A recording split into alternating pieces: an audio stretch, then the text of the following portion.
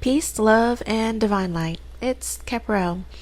And I had a very interesting experience that kind of prompted me to get my ish together this morning so I can come on and do another video. And so in this dream last night, I was living in another state of being of myself. And in that state of being, I was experiencing myself as an author. Now, being an author is something that I've always wanted to do, and I already kind of have my ebooks and I have my blog, so I'm an author, but I'm not published. But in this new state of being, or alternate state of being, which is what we're going to talk about today, I was a published author, and I saw the cover of my book and someone having it in hand. And they were excitedly talking about they can't wait to read this book, and they've heard so many good things about this book. And so here we are now. So what it made me realize is there are multitude levels of self that I've still not experienced. In some of my meditations, I have moved around a bit in the galaxy and the cosmos and seen other parts of myself, other lives of myself. So I also sometimes do that in my sleeping time. But this one was different. This one was new. And because we're going through this shift and this awakening, this huge change within our being, within our dimensions, I think this is why I had never seen it before. But it really got me excited, and it really got me to thinking about who I am, what I am, and what it is that I really want. I found myself very excited this morning when I woke up and remembered what I experienced watching the young woman carry my book and speak so highly about it. And she was taking pictures with her book. Like, it was an amazing feeling to know that I had written a book that had impacted someone or a group of people, or I don't know, a nation of people so much that she felt like she had to, talk about it. So it had me sitting and thinking. And I remembered and recalled that there are books that I have been playing around with writing on for years. And really now is the time to do that. Of course, as we are currently in quarantine at the time of this recording, now is the best time to do so. And so here we are. I felt like it was important to talk about quantum jumping, timeline jumping. Sounds crazy, right? But when you could think about it, it's really not that crazy. Okay, so I'm an 80s baby, and when I was younger, there were two shows that I remember watching, actually 3 shows I watched a lot.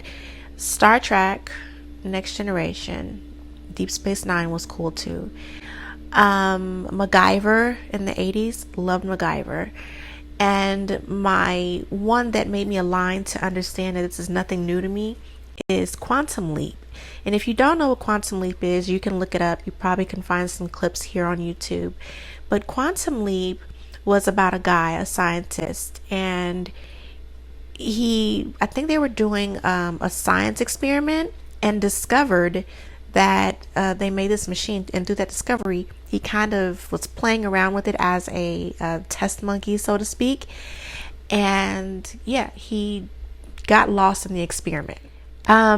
So he's time jumping in the episodes. In each episode, he's time jumping from one experience to another experience to another experience. But the twist of it all is that he's not time jumping within his own experience. He's actually time jumping between everybody's experience. So that meant that he's jumping from my experience to my grandfather's experience to my great-great-grandfather's experience to Hitler's experience to, he's jumping all around. And I know that was a bit extreme but that was the best way I can give the examples. But he showed me so much about perspective, and that's what I learned from watching that show the most. But when you think about quantum theory and quantum physics, this is where it kind of gets tricky. And it gets tricky because in our mindsets, we are so linear when we think of ourselves, and we're very even more linear when we think of the possibilities of life, right? And so we have to recognize and we have to retrain our brains at this time that we are really multi-linear. We're bilinear, not bilinear. What's the word I want to use? We're just multiverse beings. I mean, period. That's probably the best way to put it. We are not one way or the other. We're a multitude of selves. So we're just talking about ourselves, not me, you know, that's a whole other topic. What I'm saying within ourselves. So there are many different versions of ourselves, excuse me, that does exist somewhere. There has been lots of movies that have been produced and released, books as well. But just going back to the movies, my favorite movie about quantum jumping has been Jet Li the One. And if you haven't seen it, you got to check that one out. Another one is Jumper. Now, Jumper was a little bit different because he was doing it in the now, jumping from place to place in the world currently. But in the one, he was actually jumping from place to place in the galaxy, and in dimensions of self, like interdimensionally. If you have any other quantum jumping movies that you're familiar with, you know, share them in the comments below, because I would love to kind of dive more into different viewpoints and perspectives of quantum jumping through movies, and then maybe I can pick up something else or some other form of understanding. Okay, so going back now, the one, check it out. If not, you know, your business. Another thing that had me thinking about quantum jumping and changing timelines is the 2-cup method. The 2-cup method I saw on YouTube a couple of years ago, and I've tried it myself. It's amazing how that works. How powerful our mind and our brains are, and our souls and spirits are, to be able to do such a thing. That just seems unreal. The 2-cup method is where you take a cup and you write your current reality, and you take the second cup and you write the reality that you desire to have. But the thing is, you have to be clear about what you want.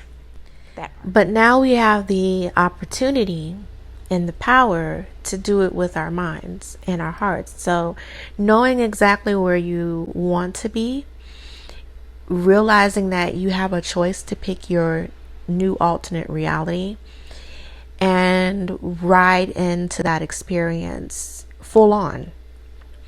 But you have to recognize how powerful you are in order to really gain control of that magical ability, in so many words. You have to say, you know what do I have to lose? What am I going to do? Keep sitting in where I don't want to be, or choose where I want to be? It's just that simple. So in doing that, or at least trying it, see where it takes you. Keep a notebook and pen handy and see what outcomes you are experiencing, and then share it. You can share it here if you'd like. You can share it with friends and family. But I think more of us need to recognize that we are having an experience, and we have to share in order for all of us to start waking up and realizing the superhuman powers that we have, because we've been programmed for so long to believe that we're just something smaller than what we actually truly are.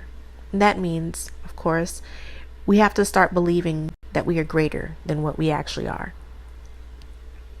or have been told, I should say.